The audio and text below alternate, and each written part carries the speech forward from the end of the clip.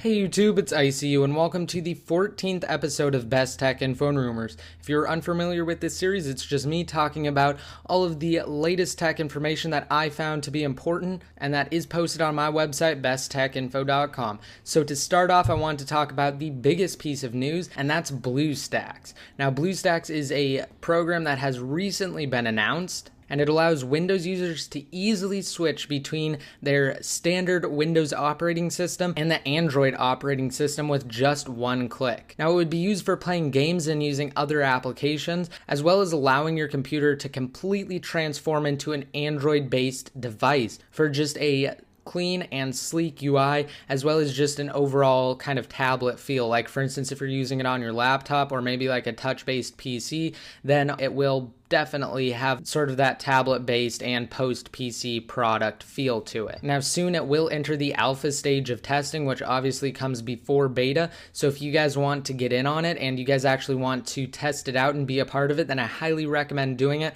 I will have a link down below in the more info where you can actually sign up on their website. In other news, according to a well-informed source, the iPhone 3GS will not be getting an iOS 5 update from Apple. However, that's not a real shocker because most people know that Apple definitely refreshes their product lineup every year, and when they do that, they basically make the older versions of their hardware obsolete. So the most recent one was really the iPhone 3GS and the iPod Touch 2nd generation, and before that it was the first generation iPhone and iPod Touch. So it doesn't really come as a surprise if the iPhone 3GS doesn't get the iOS 5 update. It looks like Amazon has also launched their version of the Mac App Store, and while customers have always been able to purchase and download normal PC software, they just introduced popular titles for OS X based computers in hopes of competing with the Mac App Store. And major titles include things like Microsoft Office, Quicken, Roxio's Toast, and a ton of popular games. Apple has also unofficially passed 500,000 approved apps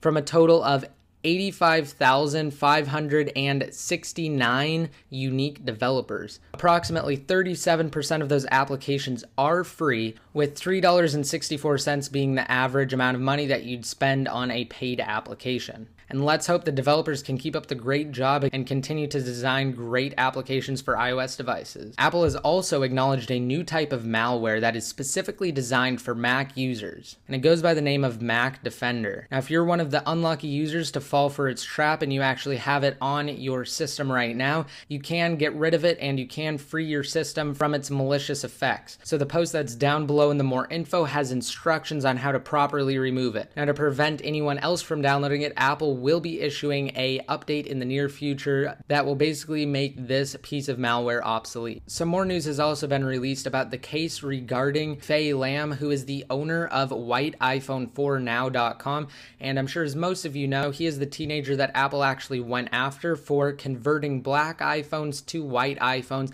and making a total of around $130,000 off of it. So if you guys want to read more about it and see what I'm actually talking about, then again, there will be a link down below in the more info to that post. Now, the other day I came across this iPhone 5 Nano mockup, and I just couldn't resist. It looks absolutely amazing, and it's by far the best iPhone Nano mockup that I've ever seen.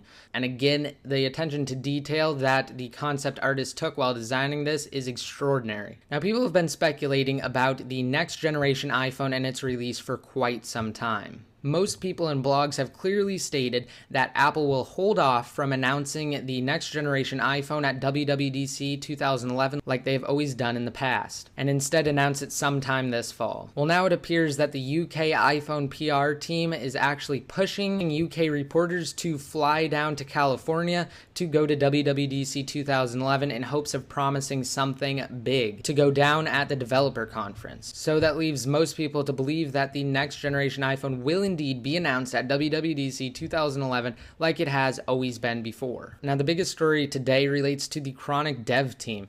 The iPad 2 jailbreak will apparently come from them, And according to POSIX Ninja, who is one of the key members of the Chronic dev team, the iPad 2 jailbreak will not be called Green Poison, and it could very well be a standalone jailbreak that only supports the iPad 2. Now, it's expected to be released sometime within the next couple of weeks to the next couple of months. Now, there is no solid ETA, so it could come sooner than that, or it could come later than that. But one thing that we do know is that it's quite clear from POSIX Ninja's tweet that the name will not be Green Poison. So we have 3 different topics to pick from for the question of the date today. So the first one is, do you guys think that the next generation iPhone will be announced at WWDC 2011? And if not, what do you think the major thing that Apple's UK PR team is talking about? Also, what do you guys think about the iPhone 5 Nano mockup? Now, obviously it's not real, but I'm just curious, what do you guys think about it? And for the final question, what tool do you guys think will jailbreak the iPad? What do you guys think it will be called? And again, you guys can answer any of those questions down below.